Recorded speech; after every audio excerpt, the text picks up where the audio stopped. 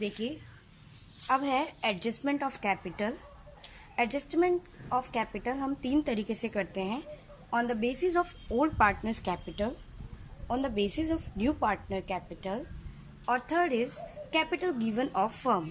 आपको already capital दी होगी कि जो आपके पार्टनर्स हैं उन तीनों की कैपिटल 40, 30, 20 हज़ार है, तो आप वो न्यू कैपिटल रख दीजिएगा, ऑलवेज गिवन होगी। तो इसके लिए हमें कोई ट्रीटमेंट करने की ज़रूरत नहीं है। जो हमें कैपिटल दी है वो हम पार्टनर्स के कैपिटल अकाउंट में लिख देंगे।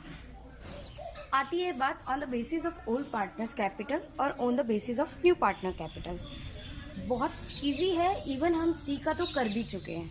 देखिए, न्यू पार्टनर के बेसिस पर तो एक एग्जाम्पल है, ए एंड बी पार्टनर है 3:2 रेशियो में, वो एडमिट करते हैं सी को फॉर 1 शेयर, तो और सी अपने हिस्से की 30,000 जो कैपिटल है वो लेके आता है। इस केस में हमें ऑलरेडी सी की कैपिटल का जो शेयर कैपिटल है वो दिया है।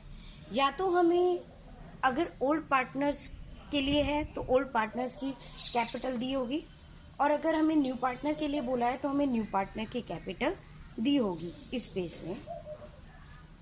तो आप देखिए, जो न्यू पार्टनर कैपिटल का अगर हम एग्जांपल ले रहे हैं तो हमें सी की कैपिटल ऑलरेडी यहाँ पे दी है, और सी की कैपिटल देने के बाद वही हम अपना रेशो निकालेंगे, क्योंकि हमें रेशो पता होना चाहिए।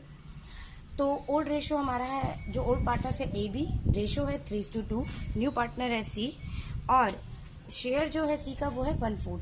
तो इस केस में हम न्यू जो रेशो निकालेंगे उसका मेथड वही है, total ratio is 2:1, balance ratio is 1 - 1/4 and balancing ratio is 3/4।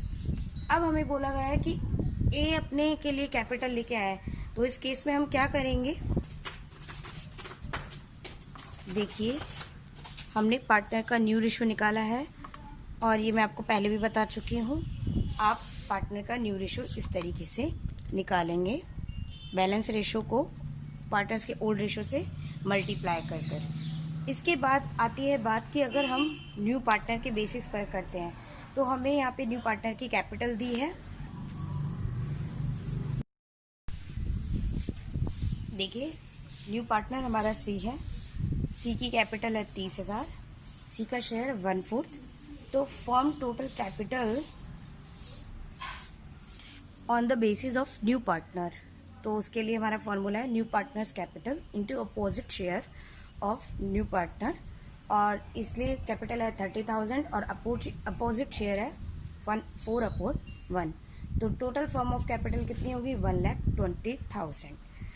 अब इसके बाद अगर हम ओल्ड पार्टनर्स के बेसिस पे निकालते हैं तो उस केस में हमें क्या दिया होगा, देखिए on the basis of old partners में क्वेश्चन में थोड़ा चेंज है।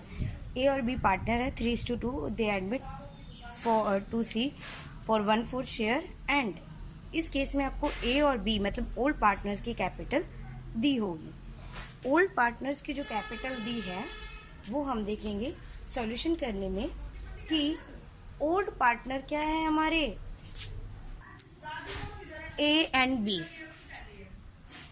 अरे गुडन, ओल्ड पार्टनर है ए एंड बी, ए और बी की कैपिटल है 40,000 प्लस 20,000 मतलब 60,000, और balance share of A and B है 1 - 1/4 मतलब देखिए 3/4 उसका बैलेंस शेयर आ गया दोनों का। अगर हम एक में से, क्योंकि हमारा टोटल रेशो कितना होता है 1, और अगर न्यू पार्टनर का हटा दे तो बैलेंस रेशो किसके लिए बचता है, हमारे ओल्ड पार्टनर्स के लिए। तो अब देखेंगे कि total capital of firm on the basis of old partner, तो इसके लिए फॉर्मूला सेम वही उसी तरीके से होगा, total capital of old partner. अब न्यू पार्टनर की जगह हमने क्या लिख दिया, ओल्ड पार्टनर, और अपोजिट ऑफ बैलेंस शेयर, पहले क्या था opposite of new partner share किया है हमने। टोटल ऑफ जो कैपिटल आया है दोनों ओल्ड पार्टनर्स का वो है 60,000, और जो शेयर है उसका अपोजिट करेंगे 3/4 का, तो वो हो जाएगा 4/3, और जो हमारा अमाउंट आता है वो 80,000। तो इस तरीके से हम दोनों मेथड से निकाल सकते हैं। अब बात आती है कि इसको डिस्ट्रीब्यूट करने की। डिस्ट्रीब्यूट हम कैसे करेंगे, 80,000 है, 80,000 के लिए हमने न्यू रेशो निकाला था। चल हम तो बैलेंस जो सीडी आएगी हमारे पार्टनर्स कैपिटल में, उसके लिए जो रेशो है अब 80,000 के लिए, वो हमारा रेशो है 9:6:5।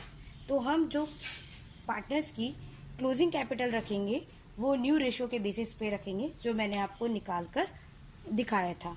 ऐसे ही हमने जो न्यू पार्टनर की कैपिटल के बेस पे निकाला था उसमें भी 1,20,000, तो उसके अकॉर्डिंग भी हम पार्टनर्स की जो कैपिटल है वो 9:6:5 के रेशो में डिस्ट्रीब्यूट करेंगे।